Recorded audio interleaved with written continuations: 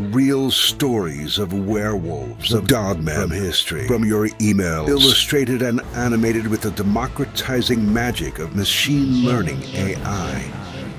Welcome to Scary Stories. In this episode, we allow 2 email contributors to have their say about the Dogman in a relatively uncensored format. Before we do, however, please know that this channel does not think it's wise to try to make friends with any carnivorous wild animal. You can get hurt, or worse.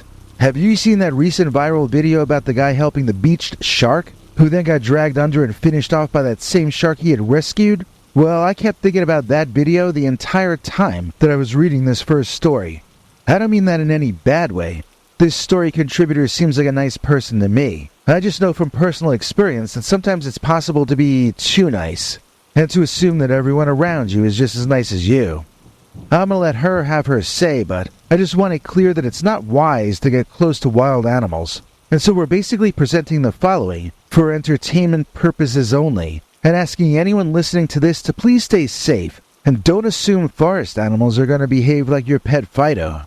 That having been said, I'm gonna read for you our first submission of 2, and this one is entitled, Dogman is Nice. Dear Scary Stories NYC, I'm sick of all these stories about how Dogman is a hateful monster and that everyone should assume he's evil and violent. I've met a Dogman, and I have become friends with him. I can tell you with certainty that Dogman is nice. I've heard there are a number of Dogmen all across America. There aren't as many of them as bears or wildcats, so you don't see them as often, but they are around, spending most of their lives as lone wolves, only occasionally mating.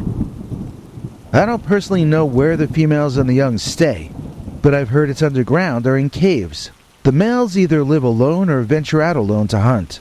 That's one of my theories, in fact, that the reason Dogmen are so rarely sighted and reported is that they only come out of hiding in order to hunt for their families. I like that possibility, that they only appear as loners to us, and that they are in fact loving family men.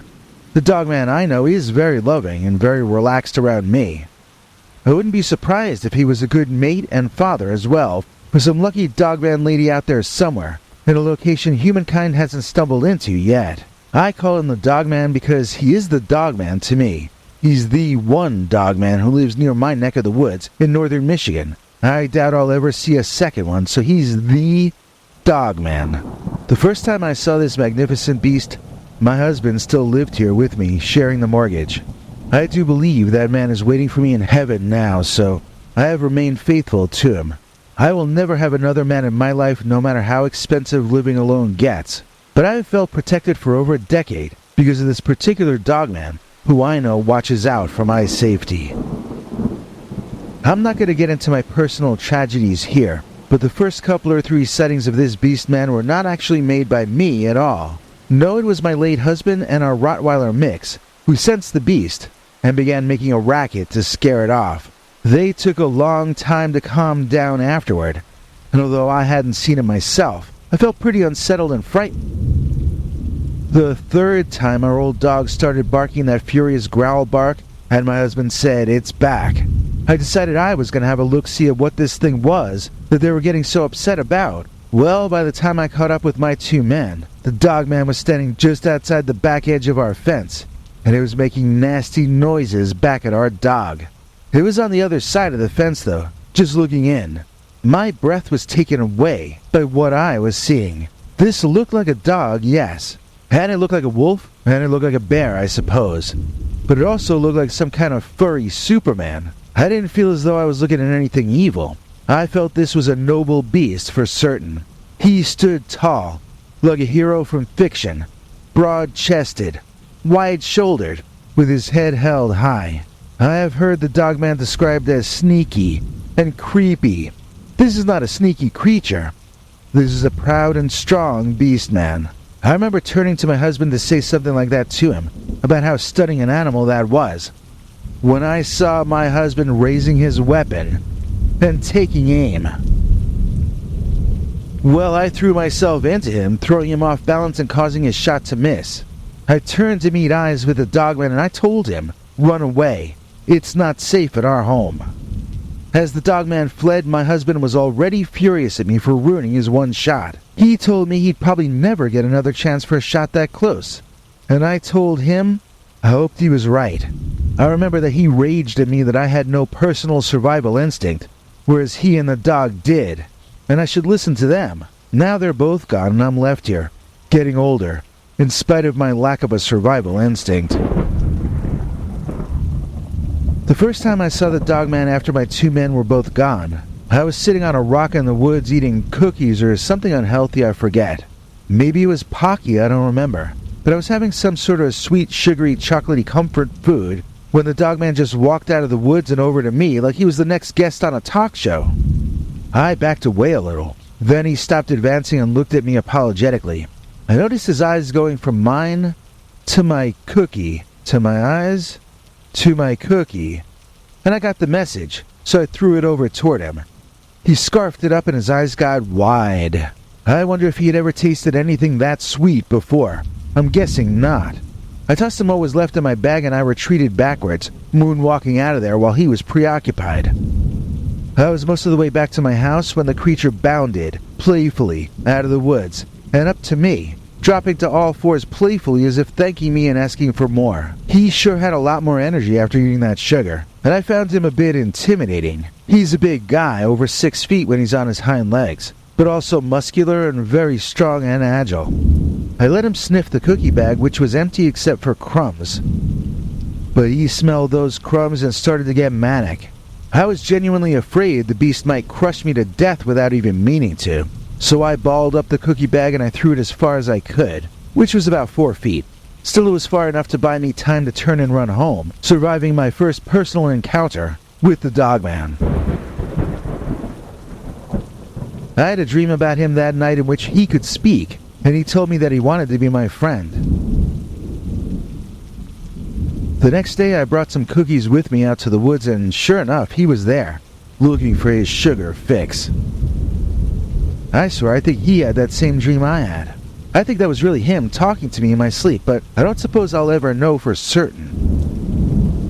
I wish I had a story to tell you about how the Dogman beat up a burglar, or how the Dogman scared off a mugger, or how the Dogman gave me good stock market advice or whatever, but the truth is, I just share my food with him and he keeps an eye on me and my property.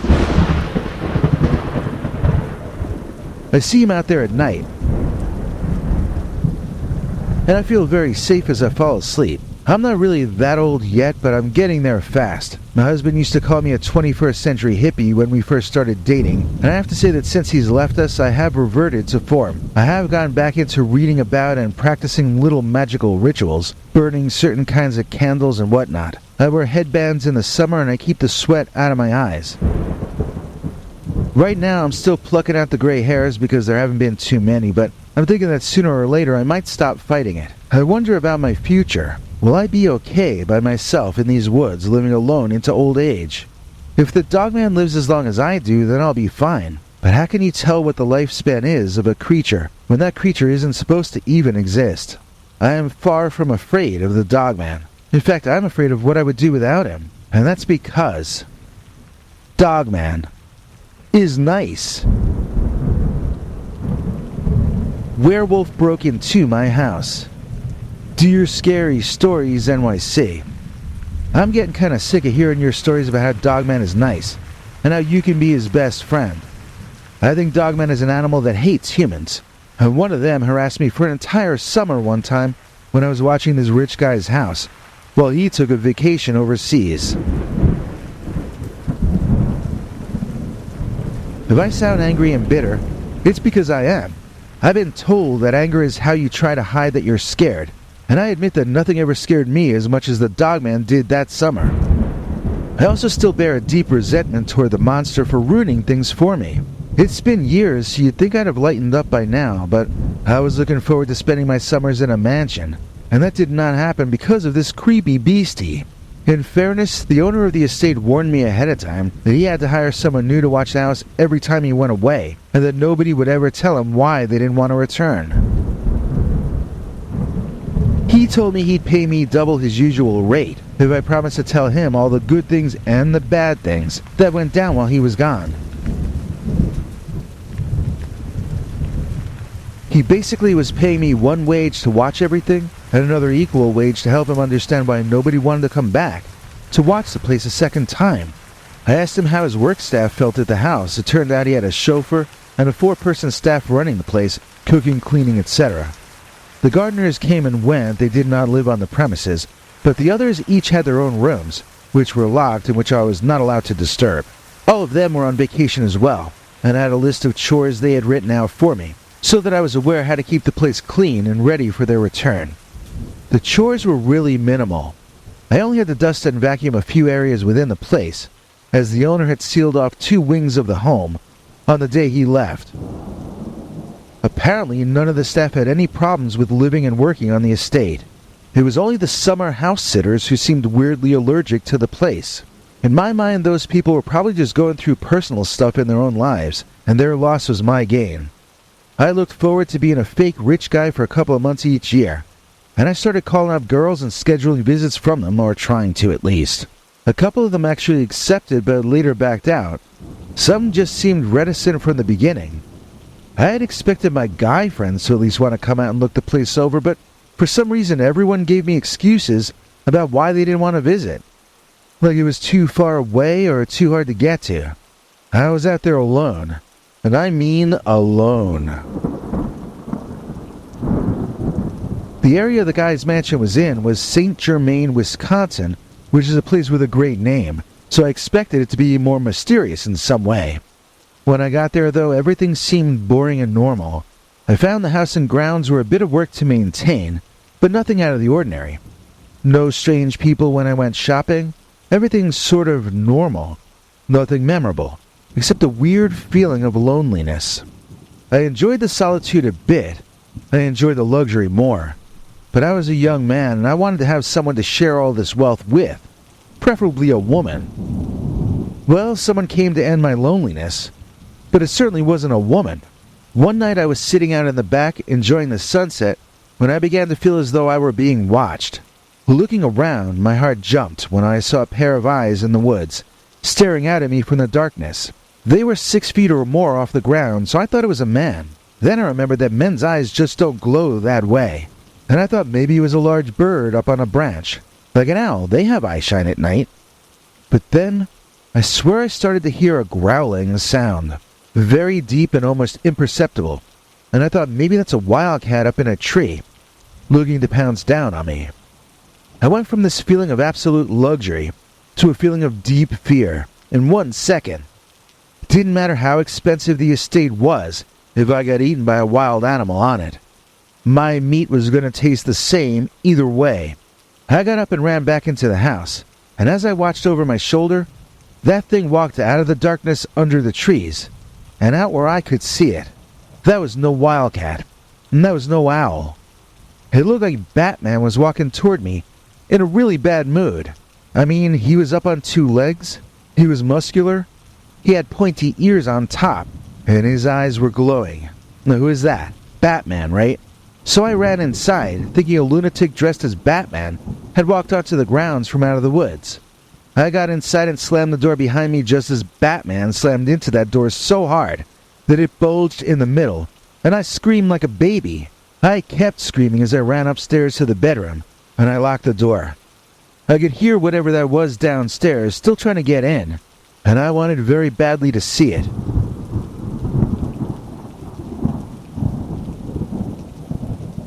Quietly unlocking the door, I left my room and tiptoed across the hall to the room that I knew afforded a view of that back door.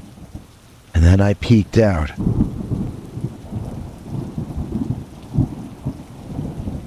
Well, it wasn't Batman. In fact, it wasn't a man at all.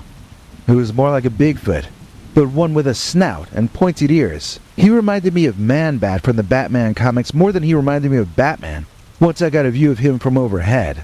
The Beast Man raged at the back door, but it was too modern and high security for him to actually get through it. After he had worn himself out, I saw the Dogman suddenly race off the back porch and into the woods, as if he were late for an appointment. And that was that for my first encounter. But he would come back to bother me every day around sunset. I guess the Dogman took notice of the fact that I was the lone human on this large bit of land, and he seemed to decide that the grounds of this estate were his playground for that summer. Maybe he did that every summer. Maybe the Dogman was the key to all of this. Maybe this was why nobody wanted to come back to the mansion after spending the summer there. Maybe this was why nobody wanted to talk about it too. After thinking it over, I remembered that the owner had said that he had gotten guys who worked for him to watch the place in the past. Maybe they were afraid to tell their own employer that they were seeing monsters. Maybe they thought it might put their main job in jeopardy, or their reputation at least. That might also explain why I got hired, since I was just a friend of the son of a friend of this guy. He was probably hoping I'd be more honest about what happened since I had less to lose. But I still didn't really want to tell this guy about what was happening. It was for a different reason than the previous man, though. I didn't want to tell him what was happening because I was afraid he might come home right away, and then my fancy summer would be over. I apologize to those of you who like the Dogman, but I harbor no love for that beast. When I say the Dogman, I say it with a capital T and a capital D. This was the only Dogman I saw, and this is the only monster I've ever seen. The worst night was the one where I woke up to the sound of crashing coming from downstairs. I called the police, who told me to stay on the line. I cautiously left my room and walked to the top of the stairs to see if I could see what was happening down there. I couldn't see anything wrong, so I took a few steps down the staircase, and then I realized those sounds weren't coming from the main floor. They were coming from the basement. I went back to my room and I communicated this to the police dispatcher. Then I looked out one of the windows to find that the outside entrance to the basement was wide open. I had told the police that as well, and I waited in my room watching from that window as the crashing in the basement continued. When the police arrived, I watched out the window as they walked cautiously down into the basement, weapons drawn. The next thing I knew, I heard gunfire, and those same cops came running on up out of that basement. Sure enough, they were followed by the Dogman. It chased one of the cops halfway across the lawn before shoving him out of the way and escaping into the woods behind the estate. It turned out the cops knew all about that Dogman. They told me stories of the previous summers, how they had come to chase the monster off the property several times. In that night, I learned a lot more than the owner himself knew about his own property. In the morning, I felt I had to call the guy and let him know about the Dogman. I knew he would call short his vacation, and he did, coming home the very next day and sending me back to my boring, normal, poor person life. I did actually offer to do the job again the following summer, but the owner had hired a security team once he heard my stories. He felt that they could protect the place better while he was gone.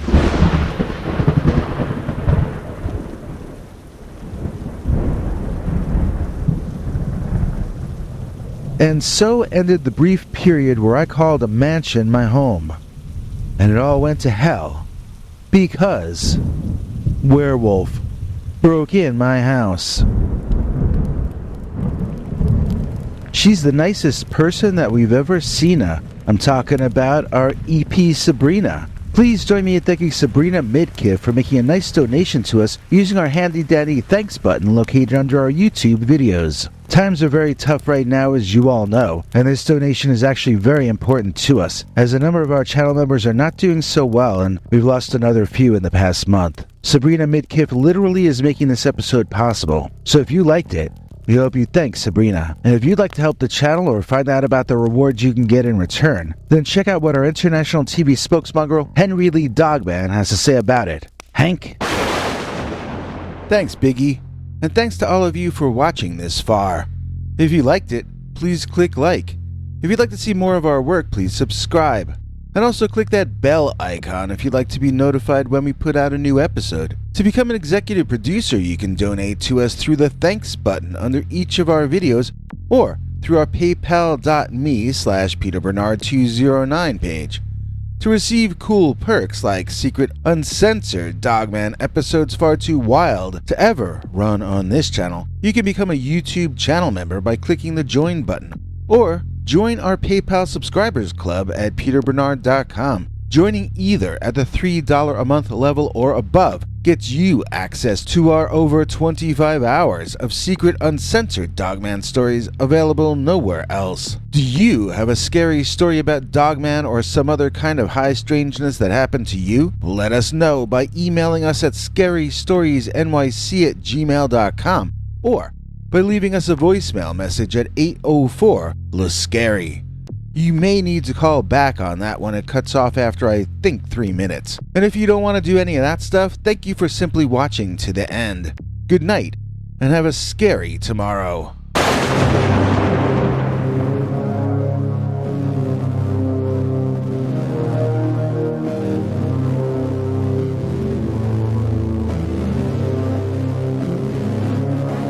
Come back for more scary stories.